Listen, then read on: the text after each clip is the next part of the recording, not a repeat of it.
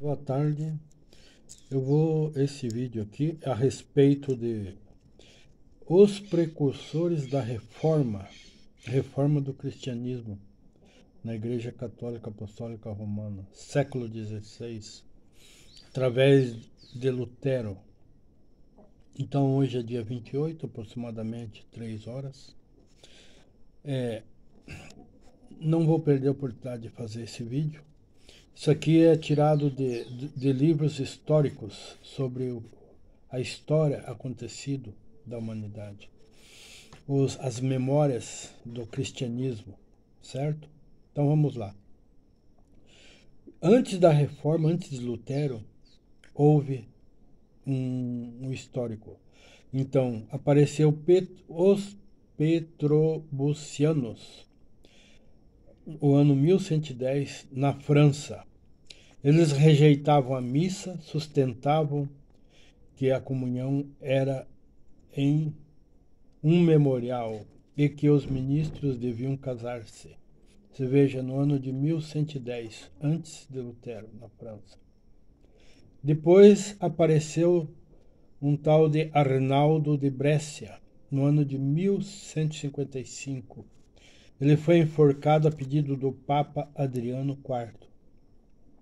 Ele pregava que a igreja não devia ter propriedades, que o governo civil pertencia ao povo, que Roma devia ser liberta do domínio do Papa. Então, correu muitas águas embaixo da ponte. Antes de Lutero, aproximadamente 1500, que Lutero agiu para fazer a reforma. Você vê aqui no ano de 1110, 1155. Então, tudo bem. Fora esses dois, apareceu também os albigenses ou cártaros, no sul da França, norte da Espanha e da Itália. Pregavam contra a imoralidade do clero, contra as peregrinações, contra o culto dos santos e imagens. Rejeitavam completamente o clero e suas pretensões. Criticavam as condições da igreja, opunham-se às pretensões da Igreja de Roma, faziam largo uso das Escrituras, viviam abnegadamente e eram muito zelosos da pureza moral. Então, continuando. Em 1167, eles eram a maioria da população do sul da França. Em 1200, no ano de 1200, eram numerosos no norte da Itália. Em 1208, o Papa Inocêncio III ordenou uma cruzada. Seguiu-se uma guerra sangrenta. Dificilmente houve outra igual na história. Cidade após cidade foi passada ao fio da espada. Massacraram o povo sem poupar idade nem sexo. Em 1229, foi estabelecida a Inquisição, e dentro de 100 anos os albigenses foram completamente desarraigados, ou seja, eliminados, mortos. Isto que eu estou citando aqui é um rápido histórico, não é profundo. Há que se pesquisar mais. Bom, vamos lá. Também no ano de 1328 a 1384 apareceu João Wycliffe, W-Y-C-L-I-F, professor em teologia na Oxford, na Inglaterra, Universidade de Oxford. Pregava contra a dominação espiritual do clero e a autoridade do Papa. Opunha-se à existência de papas, cardeais, patriarcas e frades. Atacou a transubstanciação e a confissão auricular, entre aspas, abrindo parênteses. Essa confissão auricular aqui foi inventada pela satanista Semíramis, da Babilônia. Fecha aspas. esse João aqui, ele defendeu o direito que o povo tinha de ler a Bíblia. Então estava proibido a leitura da Bíblia pelos papas. Traduziu esta para o inglês. Os adeptos de João chamavam-se Lollardos, tá bom? Os valdenses, que apareceram antes de Lutero, no sul, também no sul da França e norte da Itália, pareciam-se com os albigenses, mas não eram os mesmos. Valdo, um rico negociante de Lyon, ao sul da França, no ano de 1176, deu suas propriedades aos pobres e saiu a pregar. Opunha-se à usurpação e ao desregramento do clero. Negava a este o direito exclusivo de pregar o evangelho. Rejeitava missas, rejeitava orações pelos mortos e o purgatório.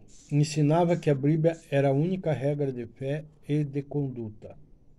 Sua pregação despertou no povo grande desejo de ler a Bíblia. Foram sendo reprimidos aos poucos pela Inquisição, exceto nos vales alpinos, a sudoeste de Turim, onde ainda existem. São eles a única seita medieval que sobreviveu, tendo para contar uma história de heróica resistência sob perseguições. São hoje a principal denominação protestante da Itália. Um complemento aqui dos valdenses. Então, no século XII, a Igreja Católica Romana combateu os valdos sob a desculpa da heresia. Acusados de desobediência, foram acusados de heréticos por afirmar não aceitar a autoridade do homem, entre parênteses, igreja, papa, mas só a autoridade de Deus, com base em Atos capítulo 5, versículo 29, que diz: porém, respondendo Pedro e os apóstolos, disseram: mais importa obedecer a Deus do que aos homens. Negavam a autoridade do Papa, negavam a existência do purgatório, negavam o culto dos santos, negavam a importância das relíquias sagradas e chamavam a Igreja Católica Romana de viúva do Apocalipse. Outra pessoa aqui que se manifestou antes da reforma de Lutero, chamado Savonarola, isso mesmo, no ano de 1452 a 1498, em Florença, na Itália. Pregava como um dos profetas hebreus a vastas multidões que enchiam sua catedral contra a sensualidade e o pecado da cidade e contra os vícios do Papa. A cidade penitenciou-se e se reformou. O Papa Alexandre VI procurou de todos os modos silenciar o virtuoso pregador. Tentou suborná-lo com o chapéu cardinálico, mas em vão. Ele foi enforcado e queimado na grande praça de Florença 19 anos antes das 95 teses de Lutero, por ordem do Papa. Antes de Savonarola, existiu João Hus, 1369 a 1415. Tornou-se pregador destemido, atacava os vícios do clero e as corrupções na igreja, com veemência arrebatada, condenava a venda de indulgências, rejeitava o purgatório, o culto dos santos e o uso de língua estrangeira na liturgia, que é o latim, sabe? O povo não conseguia ler o latim. Assim a igreja dominava o povo. Ele exaltava as escrituras acima dos dogmas e ordenanças da igreja. Então João Hus foi queimado vivo e seus adeptos, grande parte da população boêmia, quase que foram extirpados por uma cruzada ordenada pelo Papa. Então, esse João Hus aqui, ele era reitor da Universidade de Praga, na Boêmia. Então, a população da Boêmia foram massacrados, quase todos mortos. Então nós vemos que na história, a trajetória dos papas é um rastro de sangue, tá bom? Vamos lá, outras pessoas aqui. Os anabatistas, eu não tenho o ano aqui, mas apareceram na Idade Média em vários países europeus, vários, sob diferentes nomes, em grupos independentes. Eram anticlericais, rejeitavam o batismo de crianças, dedicavam-se às escrituras e pugnavam pela absoluta separação entre a igreja e o Estado. Muito numeroso na Alemanha, Holanda, Suíça, ao tempo da Reforma. Era um povo calmo e piedoso, foram rudemente perseguidos, especialmente nos Países Baixos. Causas da reforma. As condições que haviam naquela época. Havia um descontentamento geral com a corrupção da igreja e do clero. O povo inquietava-se com as crueldades da Inquisição. As autoridades civis ficaram cansadas com a ingerência do Papa nos negócios do governo. A Europa Ocidental irritava-se com o sistema eclesiástico que a mantinha escravizada. Ao troar da trombeta de Lutero, a Alemanha, a Inglaterra, a Escócia e outros países se ergueram como gigantes despertando do sono. Então, isto é a causa do efeito reforma de Lutero.